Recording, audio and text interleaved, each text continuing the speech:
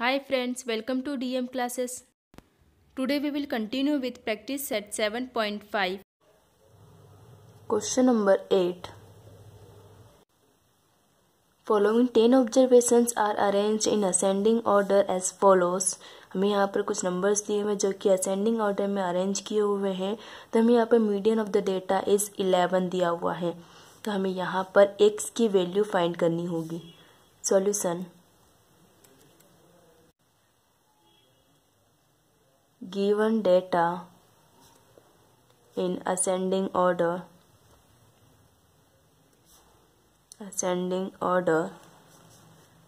2 3 5 9 x plus 1 x plus 3 14 16 19 and 20. Therefore number is the average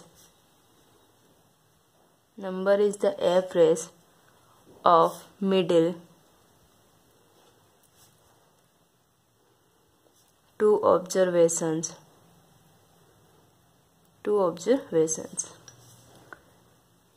Here अब यहाँ पर देखिए मिडिल टर्म कौन सी हो जाएगी, तो 1 2 3 4।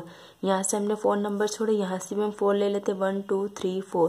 तो मिडिल टर्म कौन सी हो गई, x plus 1 and x plus 3। तो ये मिडिल टर्म हम कैसे फाइंड करते हैं, इसके लिए मैंने एक बताया था फॉर्मूला। यहाँ पर ये जो नंबर्स हैं ये इवन नंबर्स है, तो इवन के लिए हम फॉर्मूला लगाते हैं n/2th term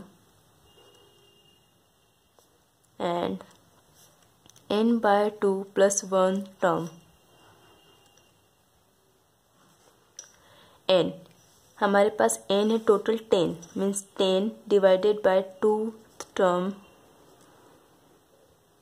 and n means 10/2 plus 1th term. 2 1 जा 2, 2 5 जा 10, 2 1 जा 2, 2 5 जा 10. Therefore 5th term and 5 plus 1 6th term.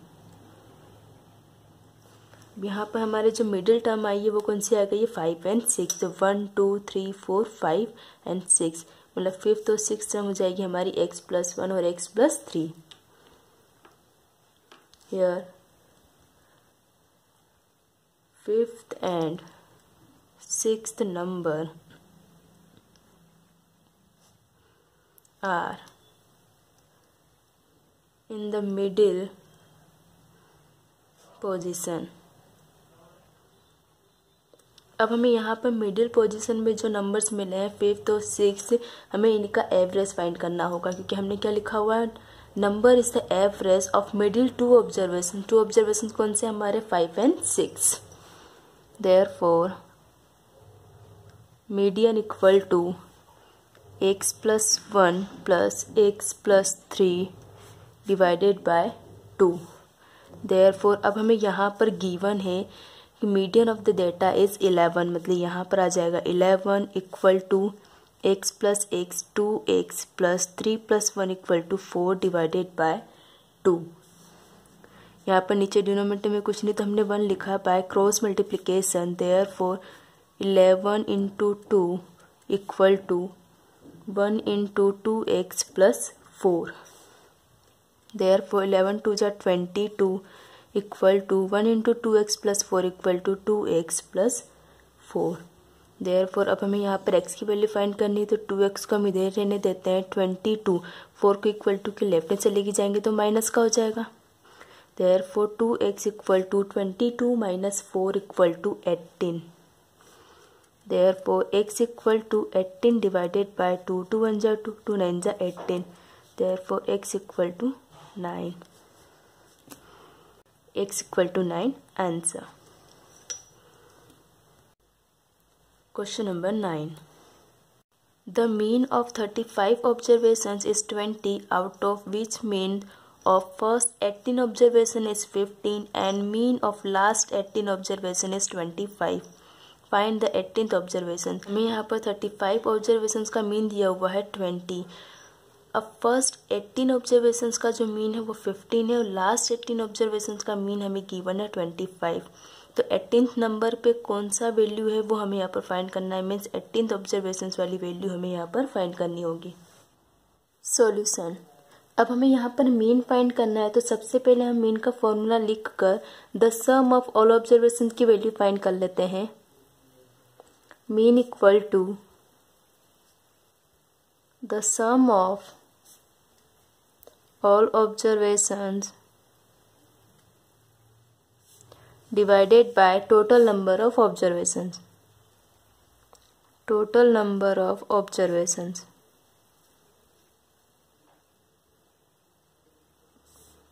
Therefore, the sum of all observations equal to mean into total number of observation. हमें इसकी वैल्यू फाइंड करनी है, तो total number of observation को इक्वल टू के लेफ्ट हैंड साइड लेकर चले जाएंगे तो वो इंटू में हो जाएगा। तो mean into total number of observations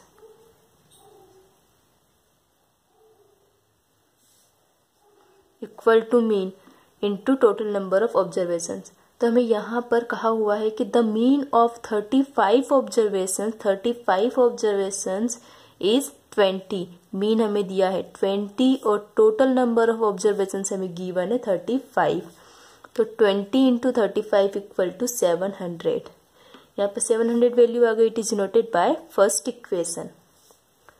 अब हमें फाइंड करना है, हमें यहाँ पर कहा हुआ है कि फर्स्ट 18 ऑब्जर्वेशंस का मीन 15 है और लास्ट 18 ऑब्जर्वेशंस का मीन 25 है। तो हम फर्स्ट 18 के लिए पहले फाइंड कर लेते हैं। The mean of first 18 observations is 15। यहाँ पर 18 ऑब्जर्वेशंस का मीन दिया है 15। तो हमें सबसे पहले सम फाइंड करना होगा। Sum of first 18 observations equal to 18 into 15 equal to 18 into 15 equal to 270। It is noted by second equation. अब हमें कहा हुआ है द मीन फर्स्ट 18 का ऑब्जर्वेशन तो हमें 15 दिया था, लास्ट 18 ऑब्जर्वेशन का हमें मीन दिया हुआ है 25। तो the mean of last 18 observations is 25। तो अब हमें यहाँ पर सम फाइंड करना होगा। जैसे हमने यहाँ पर सम फाइंड किया था फर्स्ट 18 ऑब्जर्वेशंस के लिए, वैसे हम यहाँ पर फाइंड करेंगे लास्ट 18 ऑब्जर्वेशंस के लिए। Sum of last 18 observations equal to 25 into 18 equal to 450। It is noted by third equation. Therefore 18th observation. अब हमें लास्ट में क्या फाइंड करना है, 18th observations. 18th observation equal to sum of first 18 observations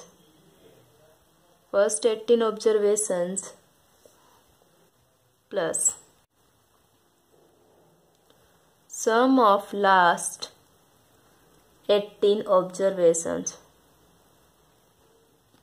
18th observation find करना है, तो total हमें कितना दिया हुआ है, टोटल नंबर ऑफ ऑब्जर्वेशन 35 है। यहाँ पर फर्स्ट 18 ऑब्जर्वेशंस और लास्ट 18 ऑब्जर्वेशंस का है, मतलब 18 प्लस 18 36 हो जाएगा। तो 36 माइनस 35 मतलब 36 का ऑब्जर्वेशन हम माइनस कर देंगे, इन दोनों को ऐड करके फिर इसको माइनस कर देंगे 35 के ऑब्जर्वेशंस को। तो हमारे पास वैल्यू आ जाएगी एक ऑब्जर्वेशन की, जो कि 18th वाला रहेगा। जैसे यहाँ पर देखिए हमें 18th ऑब्जर्वेशन फाइंड करना है, तो sum of first 18 observation plus sum of last 18 observation, 18 18 36। अब लास्ट में हम क्या करेंगे, माइनस करेंगे sum of 35 observations.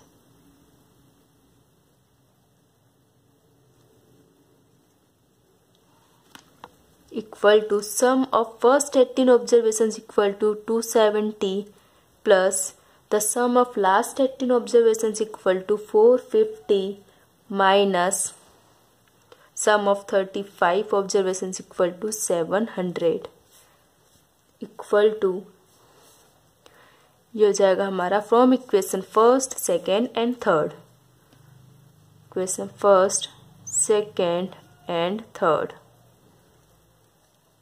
270 plus 450 equal to 720 minus 700 equal to 720 minus 700 equal to 20।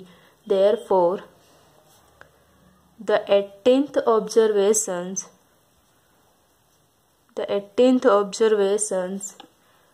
is 20 answer. Question number 10. The mean of 5 observations is 50. One of the observations was removed from the data. Hence, the mean become 45. Find the observations which was removed. हमें यहाँ पर 5 observations का mean दिया हुआ है 50 और कहा हुआ है कि 5 ऑब्जर्वेशन में से एक ऑब्जर्वेशन रिमूव्ड हो गया था तो उसका मीन हो गया है 45। तो उसमें से कौन सा ऑब्जर्वेशन रिमूव्ड हुआ है वो हमें यहाँ पर फाइंड करना होगा। सॉल्यूशन, तो हम यहाँ पर भी सबसे पहले मीन का फॉर्मूला लिख लेंगे। मीन का फॉर्मूला लगा के the sum of all observations find कर लेंगे। The sum of all observations divided by total number of observations। अब हमें फाइंड करना है the sum of all observations, तो मतलब हमें यहाँ पे मल्टीप्लाई करना होगा mean into total number of observations. Therefore the sum of all observations equal to mean into total number of observations, total number of observations equal to, अब हमें यहाँ पर मीन दिया हुआ है 50 into total number of observation से 5 equal to 5 5 से 25 0। तो सम ऑफ ऑल ऑब्जर्वेशंस आ गया हमारे पास 250। It is noted bye first equation.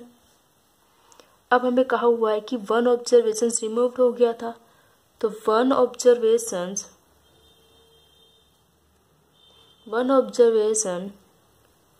was removed and mean of remaining data is 45। हमें यहाँ पर कहा हुआ है कि एक ऑब्जर्वेशन रिमूव हो जाने के बाद जो हमारा मीन हो गया था वो 45 था। अब हमें कहा हुआ है कि 1 डेटा रिमूव हो जाने के बाद मीन कितना हो जाता है 45। तो सबसे पहले हम फाइंड कर लेते हैं कि टोटल नंबर ऑफ ऑब्जर्वेशंस कितने हो जाएंगे। Total number of observations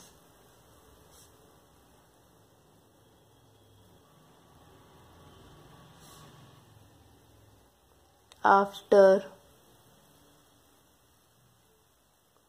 removing 1 observations equal to 5 minus 1। Total 5 थे, 5 में से 1 माइनस हुआ तो कितना बचा 4। नाउ अब हमें 4 ऑब्जर्वेशंस का मीन मिल चुका है 45, क्योंकि 1 ऑब्जर्वेशन रिमूव हो जाने के बाद कितना मीन बचता है 45। तो हमारे पास मीन ऑफ 4 ऑब्जर्वेशंस का मीन हो जाएगा 45। Sum of 4 observations equal to 45 into 4 equal to 180। It is noted by second equation.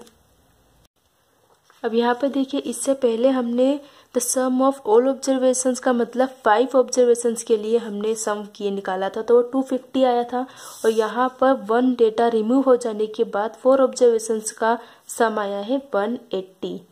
तो मतलब अब हमें सम ऑफ 5 ऑब्जर्वेशन में से सम ऑफ 4 ऑब्जर्वेशंस को माइनस कर देंगे तो जो डेटा हमारा रिमूव हुआ था वो आ जाएगा। Therefore observation which was removed equal to sum of 5 observations minus sum of 4 observations equal to sum of 5 observations equal to हमारे पास यहाँ पर वैल्यू आई है 250 minus sum of 4 observation equal to 180 equal to 70। Therefore the observation which was removed is 70. Answer. Question number 11. There are 40 students in a class. Out of them 15 are boys. The mean of marks obtained by boys is 33 and that 4 girls is 35. Find out the mean of all students in the class. हमें यहाँ पर class में कहा हुआ है कि 40 students हैं जिसमें से 15 बॉय हैं, तो 15 बॉयज़ जो मार्क्स ऑब्टेन करते हैं उनका मीन हो जाता है 33 और गर्ल्स जो मार्क्स ऑब्टेन करती हैं उनका मीन हो जाएगा 35। तो हमें यहाँ पर सभी स्टूडेंट्स के लिए मीन फाइंड करना होगा। Solution. Total number of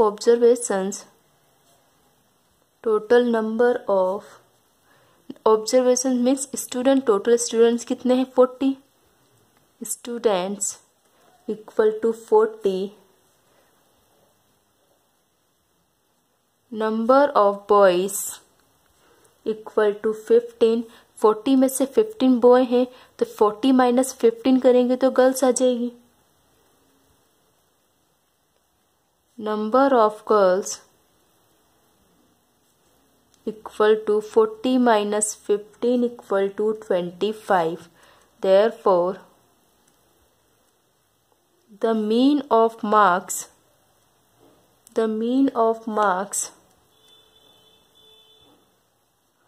obtained by 15 boys is 33. Here 15 boys जो मार्क्स ऑब्टेन करते हैं उनका मीन हो जाता है 33। तो सबसे पहले हम सम फाइंड कर लेते हैं। Sum of the marks obtain by boys equal to 33 into 15 equal to 495। It is denoted by first equation. अब सेम ऐसे ही हम गर्ल्स के लिए भी फाइंड कर लेते हैं। We know that the mean of marks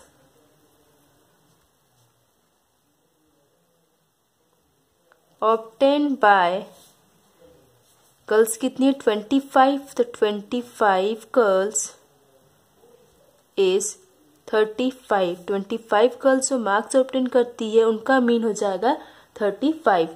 तो हम सम फाइंड कर लेते हैं। Sum of the marks obtain by girls equal to 25 into 35 equal to 875। It is denoted by second equation। पर sum of the marks obtain by boys भी find कर चुके हैं और sum of marks obtain by girls भी find कर चुके हैं। मतलब हम अब फाइंड कर सकते हैं sum of the marks obtain by all students. हम ऑल स्टूडेंट्स के लिए भी फाइंड कर सकते हैं। गर्ल्स एंड बॉयज़ दोनों को ऐड करके हम ऑल स्टूडेंट के लिए फाइंड कर लेंगे। Therefore sum of the marks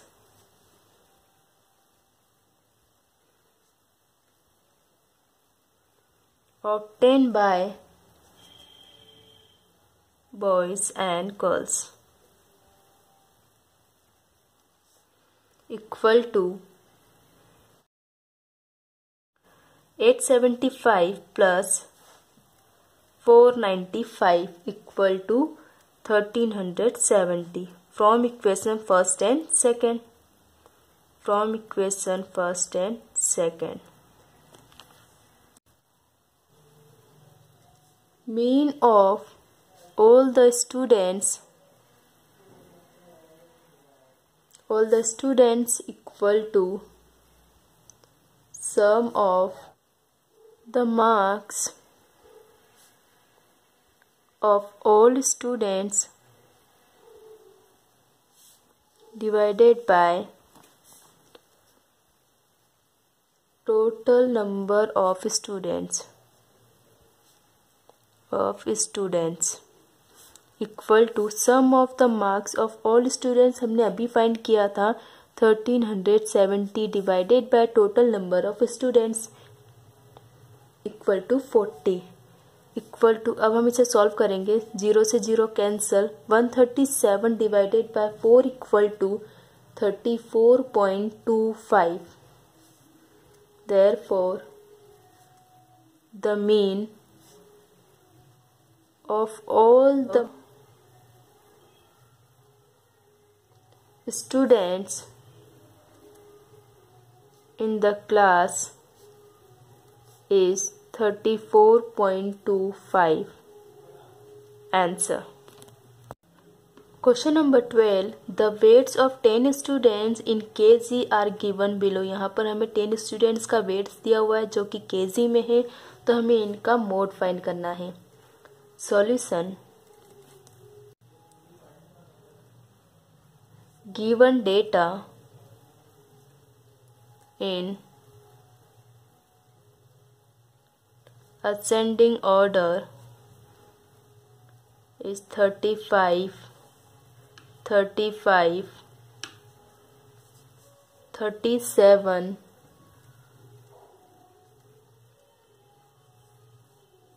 4 time है हमारे पास 37, देन उसके बाद है 40, 42 2 टाइम्स लिखा हुआ है एंड लास्ट में है 43. Therefore the observations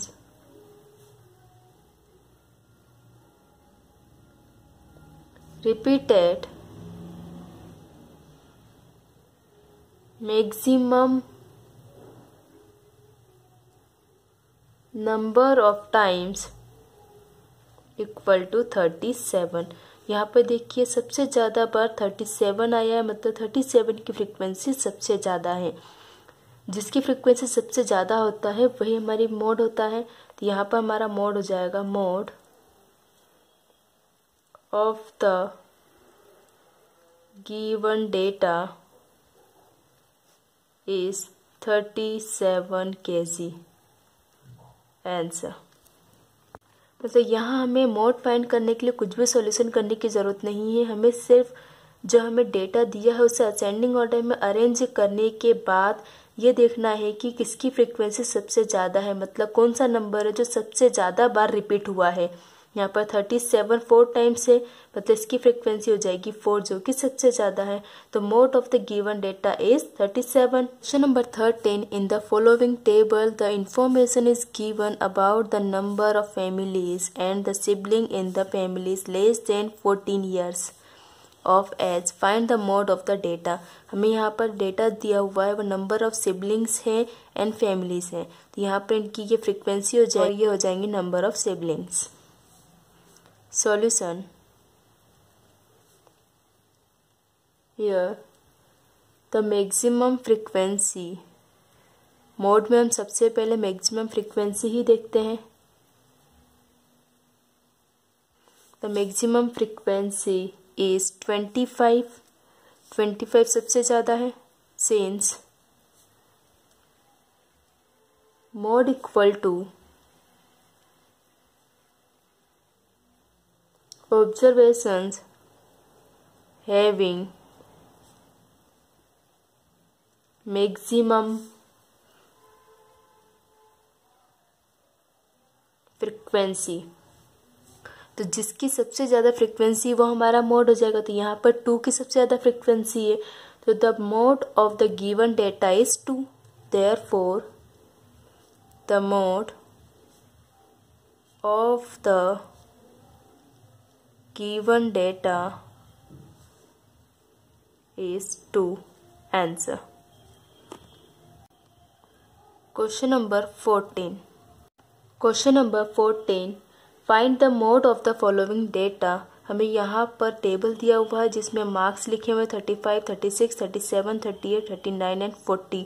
तो नंबर ऑफ स्टूडेंट्स 9, 7, 9, 4, 4, 2।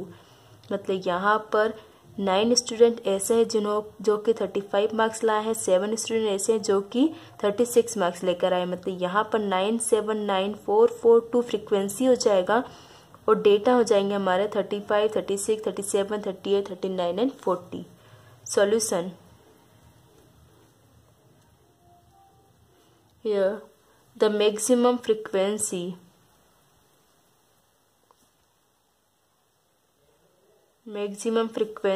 is 9। यहाँ पर देखिए सबसे ज़्यादा पर फ्रिक्वेंसी कौन सी है, 9। Since mod equal to observation having maximum frequency,